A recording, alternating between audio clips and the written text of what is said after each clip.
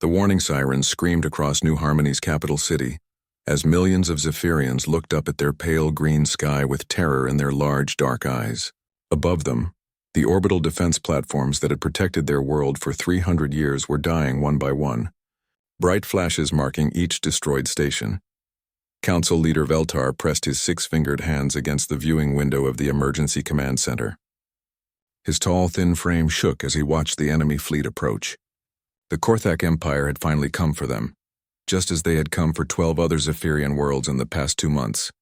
"How many ships?" he asked without turning from the window. 237 confirmed contacts, replied Defense Coordinator Zelmos, her voice tight with fear. "All heavy cruisers or larger. They have enough firepower to crack our planet's crust." The other council members sat in stunned silence around the circular chamber. These peaceful herbivores had never wanted war. The Zephyrian Republic had spent centuries building a society based on cooperation, art, and the gentle cultivation of their garden worlds. They traded with other species, shared their advanced agricultural techniques, and helped terraform dead planets into blooming paradises. But the Korthak saw only weakness in their peaceful ways. The enemy had emerged from the Galactic Rim 5 years ago, a species of large predatory reptiles from a world where might made right. They conquered through overwhelming force, enslaving populations and strip-mining planets for resources. The Korthaks called it bringing order to chaos. Everyone else called it genocide. "Sir," Communications Officer Denhai spoke from his station, his voice barely a whisper. "The Korthak fleet is broadcasting." "Put it through," Veltar said. The main display flickered, showing the scarred face of War Admiral Threx. His yellow eyes gleamed with satisfaction as he spoke in the common galactic language. "Zephyrian Council, your resistance ends today. Surrender now and your deaths will be quick. Continue to defy the Korthak Empire, and we will make your world an example that will be remembered for 1,000 years." The transmission cut off, leaving the council chamber in absolute silence. "What are our options?" Veltar asked, though he already knew the answer. "We have 53 defense ships left," Zelmos replied. "They might buy us an hour, maybe 2. The evacuation transports. We can save perhaps 10% of the population. The rest—" She didn't finish the sentence. Veltar closed his eyes. 10 million souls under his protection, and he could save only 1 million at best. The weight of failure crushed down on him like a physical thing. "Have we received any response to our distress calls?" he asked. Denhai shook his head. "The Galactic Peacekeeping Alliance says their nearest fleet is 3 weeks away. The Merchant Confederation offers their thoughts and prayers. The Stellar Democratic Union is dealing with Korthak attacks on their own border worlds." The counselors looked at each other with growing despair. They were alone. "Broadcast our SOS on all frequencies," Veltar ordered. "Maximum power. Maybe someone, somewhere, will hear us." Denhai worked at his console with desperate efficiency. "SOS signal broadcasting on all bands, sir. Emergency frequency, trade channels, even the old exploration bands that nobody uses anymore." Minutes passed. The Korthak fleet continued its steady approach, their massive ships blotting out the stars.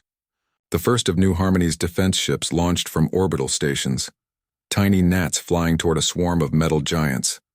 "Sir," Denhai suddenly sat up straight, pressing his communication device deeper into his ear. "I'm getting a response." Hope flickered in Veltar's chest. "The Peacekeeping Alliance?" "No, sir, unknown origin. The signal is strange. Very strong, but coming from a long way off." Denhai frowned at his readings. "The transmission is audio only, but it's coming through clearly." "Put it through." The chamber filled with a new voice. It was unlike anything the Zephyrians had ever heard, deeper than their own voices, with an odd roughness that spoke of vocal cords designed for more than gentle conversation. "This is Admiral Sarah Chen of the Terran Defense Fleet. We have received your distress call. Assistance is en route. Hold your position." The council members stared at each other in confusion. Veltar was the first to find his voice. "Terran, we've never heard of that species. Where are you from?" There was a brief pause before the reply came. "Sol system. Planet designation Earth. We're tracking your coordinates now." Denhai's hands flew over his console, accessing the galactic databases. His face went pale as he looked up at the council. "Sir, I found it. Sol system, 3rd planet. It's classified as a Class 12 death world," gasps echoed around the chamber. Everyone knew what that meant. Class 12 was the highest danger rating the galaxy used. Worlds with crushing gravity, toxic atmospheres, extreme temperatures, constant natural disasters. No civilized species could survive on such a planet. That's impossible, whispered Council Member Prazovin. Nothing lives on Deathworlds. The computers must be wrong. The database is listed as presumed sterile. Denhai continued reading. Gravity 1.2 standard. Nitrogen-oxygen atmosphere with dangerous gas concentrations. Massive water coverage with violent weather systems. Frequent seismic activity. Multiple impact craters suggesting recent asteroid strikes. Dangerous radiation from local star. Sir, this world would kill us in minutes. Veltar leaned forward. Admiral Chen, are you saying you come from a death world? That's what you call it, yes. We call it home. The simple words sent chills through the council chamber. How could anything evolve on such a nightmare world? What kind of creatures would call a Class 12 death world home? How far away are you? Veltar asked. 47 hours at maximum burn. Can you hold out that long? Veltar looked at his military coordinator, who ran quick calculations. Our defenses will fall in 6 hours at most. The enemy will begin bombardment immediately after. Understood. We'll be there in 36 hours. But you said 47. That was at safe speeds. The voice carried something that might have been humor, but it felt cold to Zephyrian ears. We don't always play it safe. The transmission cut off, leaving the council in stunned silence. What do we do? Asked Prazvin. Veltar stared at the tactical display showing the approaching Korthak fleet. 12 worlds had already fallen to these ruthless predators. The Zephyrians had no weapons that could hurt the enemy ships, no tactics that could stop their advance. But now creatures from a death world were coming. Beings that had somehow survived and thrived on a planet that would kill any civilized species. What kind of help would they be? What kind of price would they demand? We wait, he decided. And we pray to the ancient lights that we haven't just invited something worse than the Korthaks into our system. Outside, the first defense ships met the Korthak advance guard. Bright flashes lit up the void as Zephyrian vessels died bravely, buying precious time for evacuations that would save far too few. But now, racing through hyperspace from the depths of a stellar hellscape, something else was coming to New Harmony. Something from a world so dangerous that the galaxy had written it off as uninhabitable. The Zephyrians could only hope that the monsters they had called would be kinder than the monsters they already faced. 36 hours later, reality tore open at the edge of the New Harmony system. The hyperspace exit was violent, nothing like the gentle emergence of civilized ships. Space twisted and burned as massive vessels burst through the barrier between dimensions, their hulls glowing red from the impossible speeds they had maintained during their journey. Council Leader Veltar stared at the tactical display in the emergency bunker deep beneath New Harmony's capital. The human fleet had arrived exactly when promised, but what he saw made his blood run cold. How many ships? He whispered. 87 confirmed contacts, reported Denhai, his voice shaking. But sir, they're huge. The largest one reads is over 4 kilometers long. The Terran vessels looked nothing like the elegant curved ships that civilized species built. These were angular blocks of metal and composite, covered in weapon emplacements and armored plating. They looked less like spacecraft and more like flying cities built for war. Are those names painted on their hulls? Asked Defense Coordinator Zelmos, squinting at the display.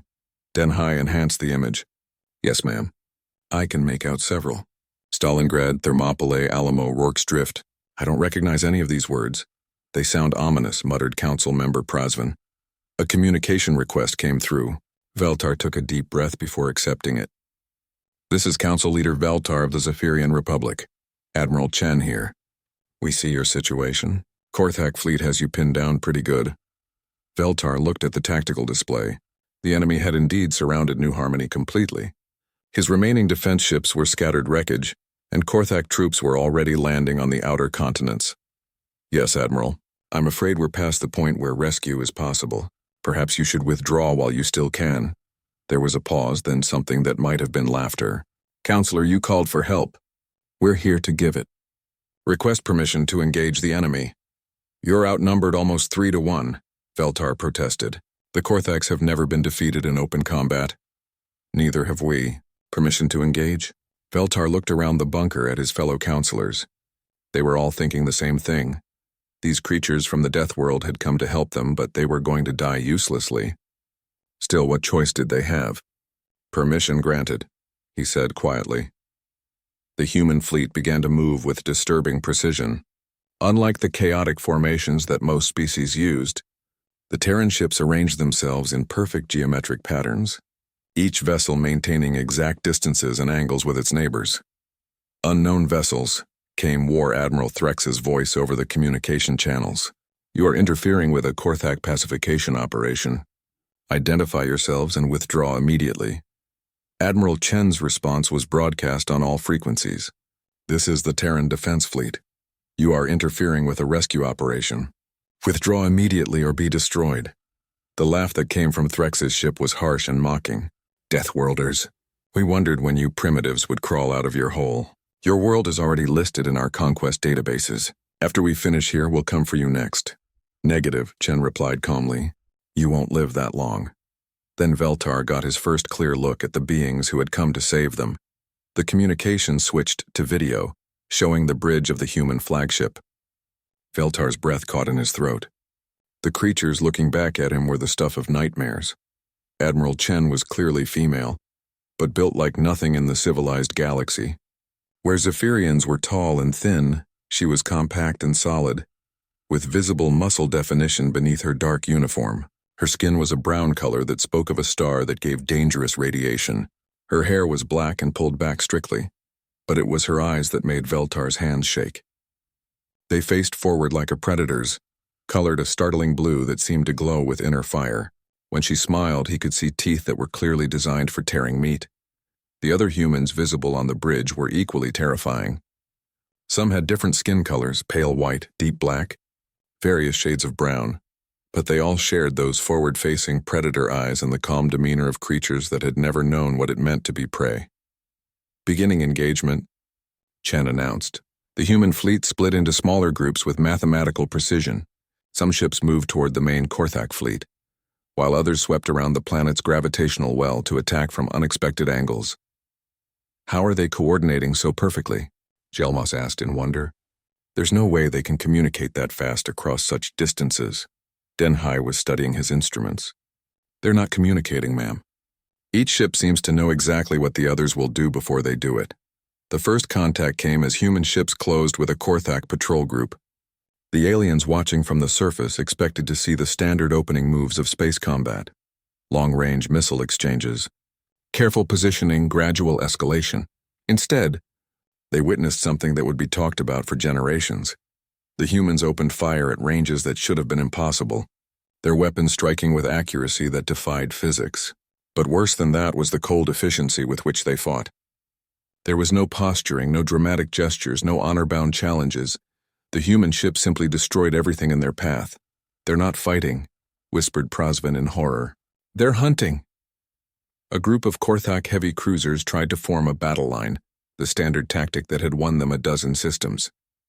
The human response was to accelerate 3 of their own ships directly toward the enemy formation, at speeds that should have liquefied their crews.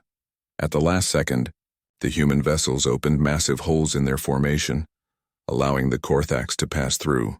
Then they closed the gaps and opened fire from point-blank range, raking the enemy ships with weapons that carved through armor like it was paper. "By the ancient lights," breathed Veltar. "They're using their own bodies as weapons." But it was the small craft that truly horrified everyone watching. Human fighters poured from the larger ships in swarms, piloted by individuals who seemed to consider death an acceptable price for victory. They performed maneuvers that should have killed their pilots, pulling accelerations that would have turned any civilized being into paste. Yet somehow the humans not only survived these impossible forces, they thrived on them. One fighter craft, its hull breached and atmosphere venting, continued its attack run on a Korthak battleship. The pilot guided his dying vessel directly into the enemy's bridge, the explosion taking out the entire command structure. "They're insane," Jelmos whispered. "No," Veltar replied, watching as more human ships deliberately rammed enemy vessels, trading their lives to save his people. "There's something else entirely." War Admiral Threx's voice cut through the communication channels, and for the first time since the invasion began, the Korthak commander sounded uncertain. What manner of Deathworld spawns warriors who fight like this? Admiral Chen's response was calm, professional, and absolutely terrifying. The kind that taught us the universe doesn't care about fair fights. The battle raged for 3 hours. When it was over, the Korthak fleet was scattered debris floating in the void. The few surviving enemy ships were fleeing toward hyperspace, broadcasting surrender signals that the humans ignored with cold efficiency. Of the human fleet, 12 ships had been destroyed and 37 damaged, but they had achieved the impossible. They had broken the Korthaks. New Harmony Control, came Admiral Chen's voice. This is Terran Actual. The area is secure. Request permission to begin rescue operations. Veltar stared at the tactical display showing the wreckage of what had been the most feared fleet in the galaxy. Then he looked at the human ships, battered but victorious, already moving toward the planet to help with evacuations. What kind of beings were these? What kind of world-created creatures that could do the impossible? And most frightening of all, were they really here to help? Or had the Zephyrians simply traded one nightmare for another? War Admiral Threx had conquered 14 star systems and never known defeat. His reptilian hands gripped the command chair of his flagship as he watched his invincible fleet being systematically destroyed by creatures that shouldn't exist. The Korthak Empire had built its reputation on overwhelming firepower and ruthless tactics. They had crushed the peaceful Zephyrians, enslaved the merchant Villani, and brought the warrior Draconis to their knees through sheer brutal force. No species in known space could stand against them, but these humans weren't fighting like any civilized species. Tactical analysis. Threx roared at his bridge crew. Fleet Coordinator Vask, his scaled hide pale with fear, studied the displays with shaking claws. Sir, they're not following any known combat doctrine. Their formations make no sense. They're treating space combat like it's some kind of hunt. On the main screen, a group of human ships was stalking a Korthak destroyer squadron through the asteroid belt that ringed New Harmony's outer system. The humans used the rocks for cover, appearing and disappearing like ghosts. When they struck, it was with precision that seemed impossible. How are they coordinating without constant communication? Threx demanded. Unknown, sir. It's like they can read each other's minds. What Threx was witnessing was the result of centuries of human military evolution. On Earth, wars had taught humanity that survival meant working together perfectly or dying separately. Human military doctrine wasn't built around individual glory or honorable combat. It was built around winning at any cost. The human ships moved through space like a pack of wolves, each vessel knowing its role without needing orders. When one ship was damaged, others immediately covered its retreat. When an opportunity appeared, the entire pack struck as one. Sir, called the communications officer. The second battle group is reporting heavy casualties. Admiral Corvin is requesting permission to retreat. Denied, Threx snarled. We outnumber them 3-1. But numbers meant nothing when facing an enemy that fought with tactics no civilized mind could predict. A human heavy cruiser, its hull cracked in bleeding atmosphere, suddenly accelerated directly toward a cluster of Korthak ships. The enemy commander, thinking the humans were retreating, moved to intercept. Instead, the human ship opened fire at point-blank range while spinning like a tumbling asteroid, its weapons creating a sphere of destruction that claimed 4 Korthak vessels before the human ship finally died. They're using suicide attacks, Fask whispered in horror. No, Threx corrected, studying the tactical display. Look closer. That ship's crew evacuated at the last second. They're using their vessels as guided missiles. The realization was even more terrifying. These humans weren't throwing their lives away uselessly. They were calculating the exact moment when their ship could do maximum damage, then abandoning it to fight again. It was warfare stripped of all emotion, all honor, reduced to pure mathematical efficiency. From the surface of New Harmony, the Zephyrians watched the battle with growing amazement and horror.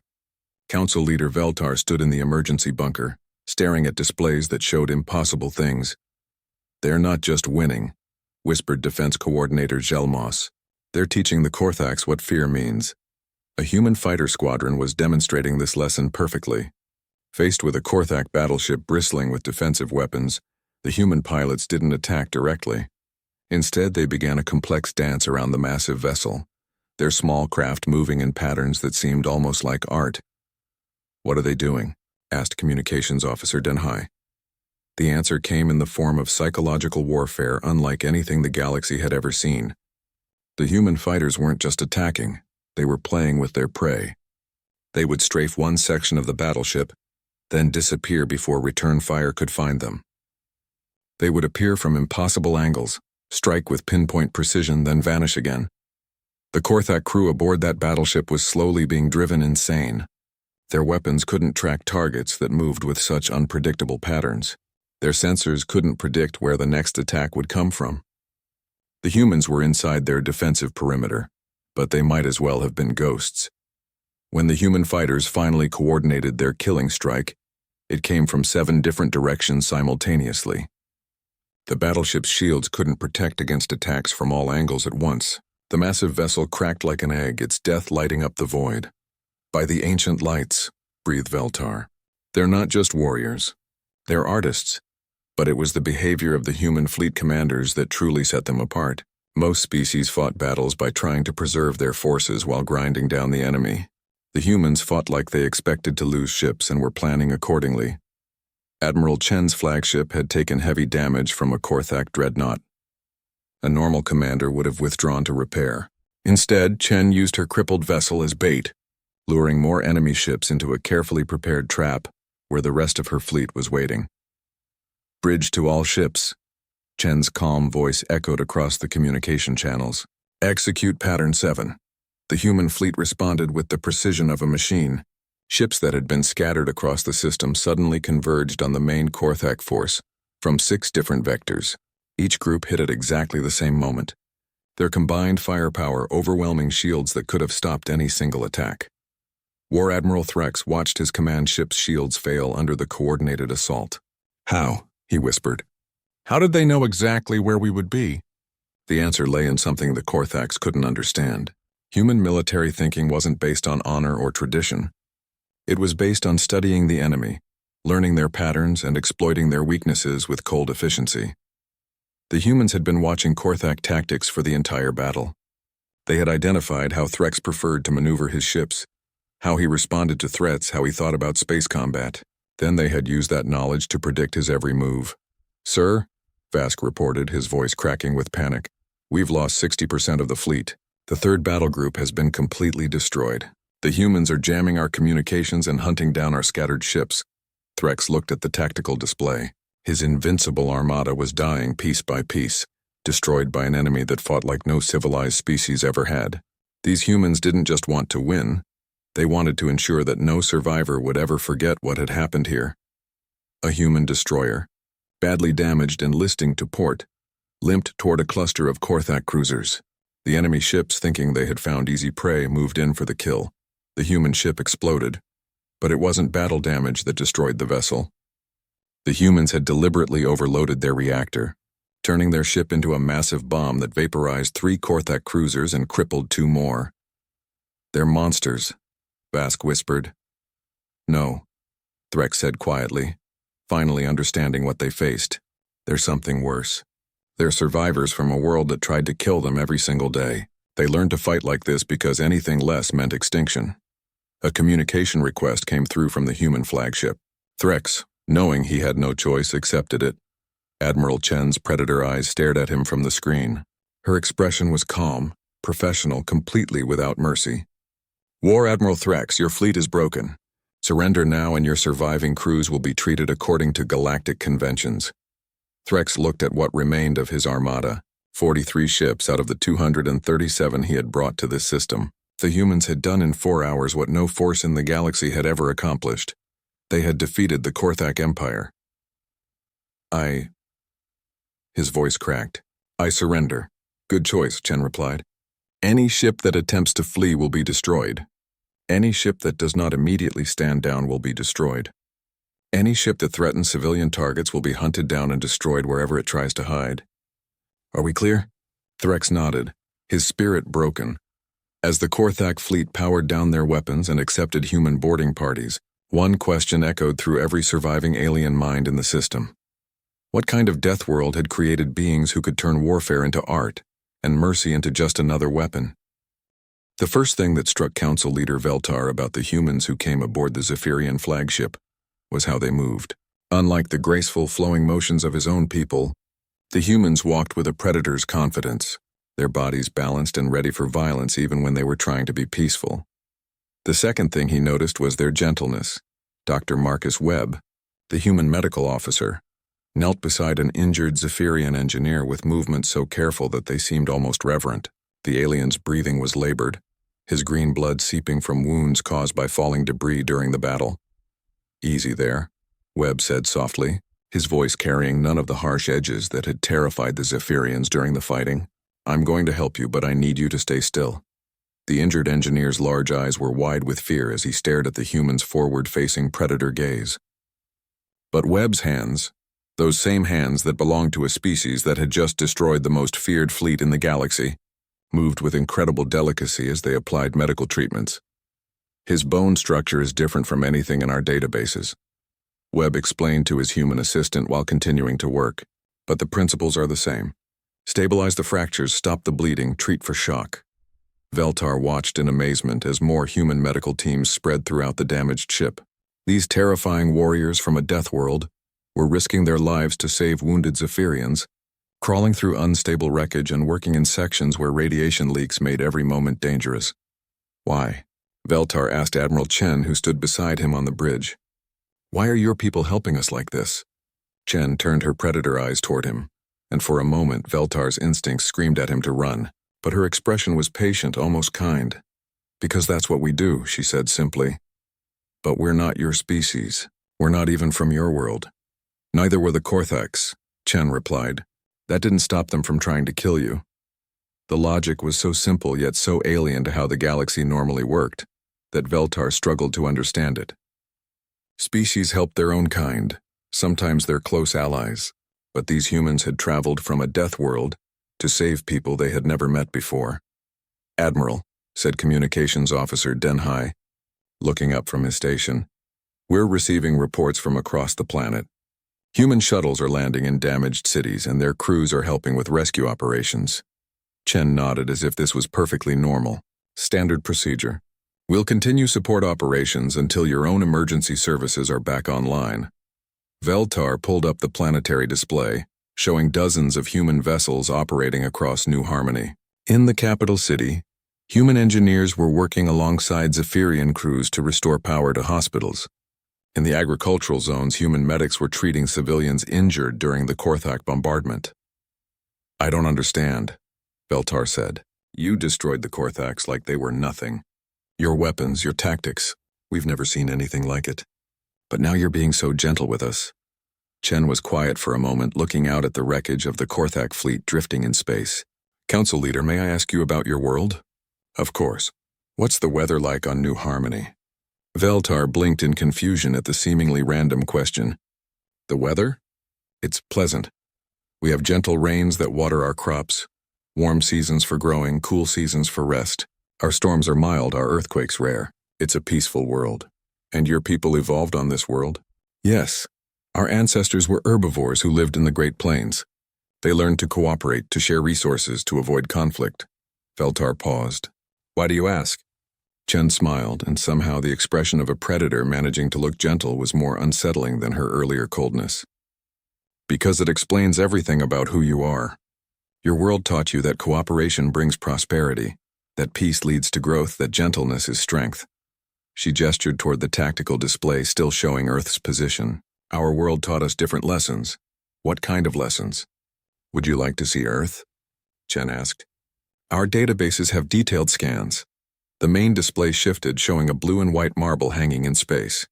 At first glance it looked beautiful, with swirling clouds and vast oceans, but as the scan provided more detail, Veltar began to understand why it was classified as a death world.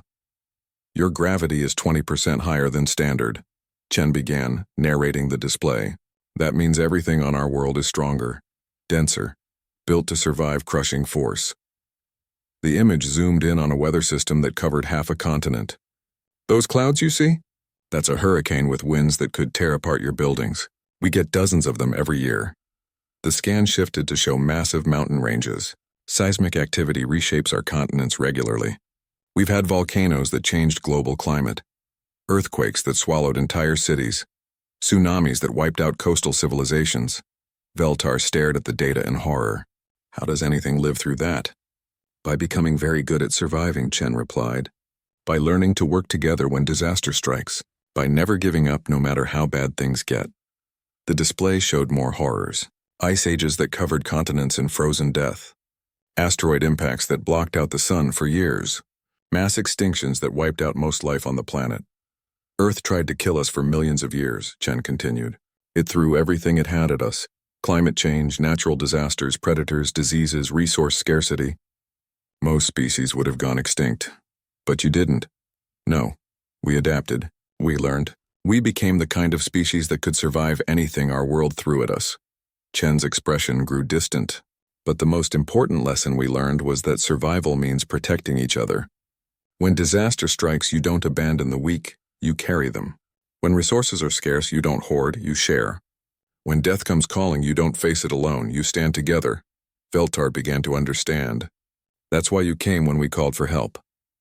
We've been listening to distress calls from across the galaxy for the past 50 years, Chen confirmed. Every time we hear someone crying for help, it reminds us of our own ancestors calling out in the darkness, hoping someone would answer.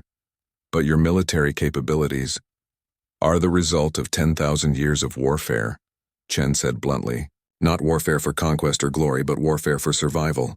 We fought ice ages and volcanoes and plagues and each other, and every conflict taught us new ways to win against impossible odds. The bridge was silent as the implications sank in. These humans hadn't developed their terrifying military abilities to conquer others. They had developed them to survive in a universe that was actively trying to kill them. The Korthax, Veltar said slowly. They fight for dominance. Yes, they're apex predators from a world that taught them might makes right. And you fight for survival, protection, the right to exist in peace. Chen turned to face him fully.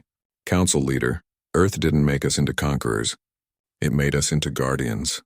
Everything we are, everything we've built, exists because our world taught us that the only way to truly survive is to make sure everyone survives. A human engineer approached, her uniform dirty from crawling through damaged sections of the ship. Admiral, we've restored life support to sections 7 through 12. The Zephyrian crew can move their wounded to safer areas now. Good work, Chief. Any casualties among our people? 2 minor injuries. Rodriguez cut his hand on some sharp metal, and Kim got a mild radiation dose, but nothing serious. Chen nodded. Make sure they get medical attention anyway. As the engineer left, Veltar realized he had witnessed something profound. These terrifying warriors from a death world cared about their people the same way they had cared about saving the Zephyrians, with absolute dedication and no regard for cost. Admiral, he said quietly. What happens now? Chen looked out at the stars, where human ships were still conducting rescue operations and rounding up the last Korthax survivors. Now we make sure this never happens again, she said, to anyone. 6 months after the Battle of New Harmony, the galaxy was a very different place. The news of humanity's existence had spread like wildfire through every trade route, every diplomatic channel, every species communication network. The most feared predators in known space, the Korthak Empire, had been utterly destroyed by creatures from a world so dangerous that civilized beings had written it off as uninhabitable. Council Leader.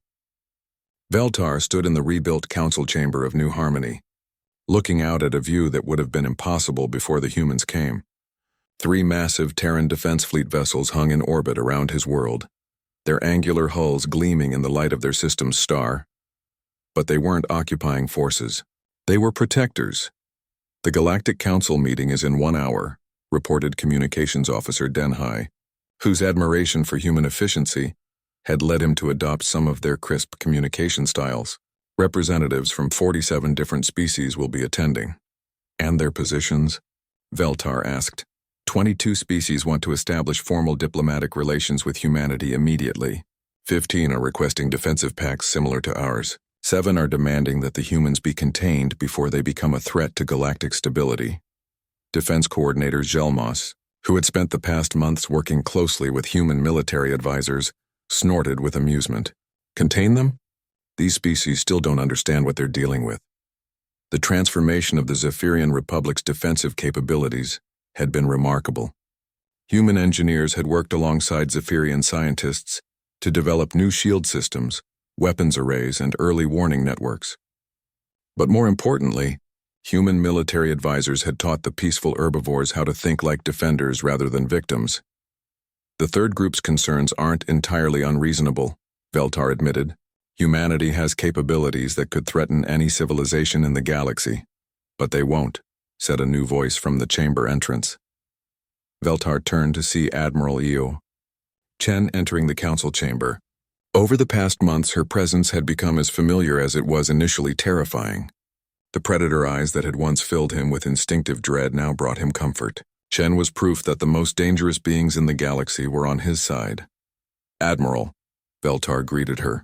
How are the integration protocols proceeding? Better than expected, Chen replied, taking a seat at the council table. The Villani Merchant Union has formally requested inclusion in the Deathworld Compact. The Stellar Democratic Union wants to discuss mutual defense agreements. Even some of the more aggressive species are reaching out through back channels. The Deathworld Compact had been humanity's answer to the galaxy's security problems. Rather than establishing an empire or demanding tribute, the humans had created something unprecedented. A voluntary alliance based entirely on mutual protection. The terms were simple. Any species facing extinction, invasion, or systematic oppression could request help from the Terran Defense Fleet. In return, they would allow human monitoring stations in their systems and provide support for refugee operations and disaster relief efforts across the galaxy. What about the Korthak survivors? Asked Council Member Prazvin. Chen's expression grew thoughtful. That's actually turned into something interesting. War Admiral Threx requested a meeting with me last week. The Zephyrians exchanged surprised looks. After the battle, the surviving Korthaks had been held in detention facilities while the galaxy figured out what to do with them.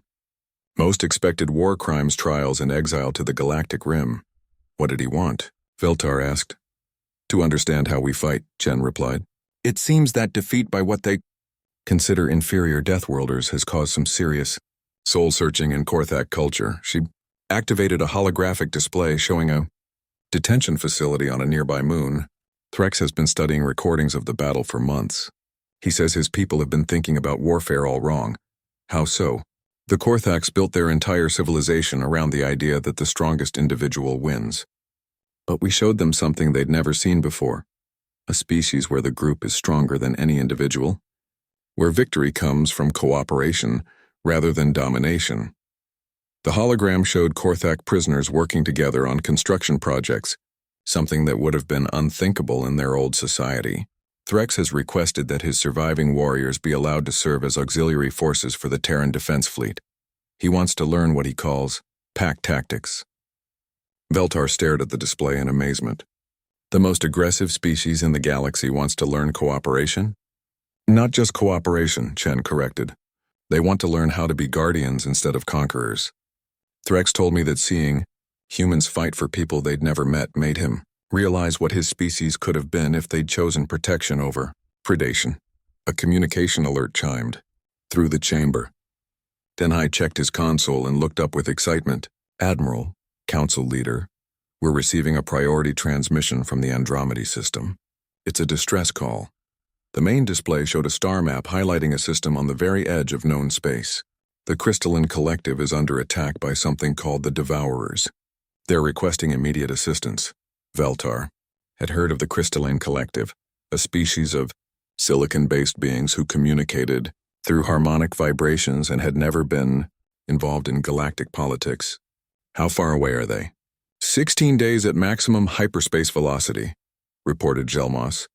Chen was already on her feet, her predator instincts engaged.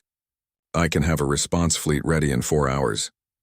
Admiral, Veltar said carefully, the Crystalline Collective isn't part of the Deathworld Compact. They've never even made formal contact with the galactic community. So, the simple question contained volumes about human philosophy. It didn't matter if the Crystallines were members of their alliance. It didn't matter if they were silicon-based instead of carbon-based. It didn't matter if they were completely alien to human experience. Someone was in trouble and the humans were going to help. The Terran Defense Fleet will respond, Chen announced, but this time we won't be going alone. She activated the communication system and began broadcasting on multiple channels. "This is Admiral Sarah Chen to all Deathworld Compact members and associated forces. We have received a distress call from the Andromeda system.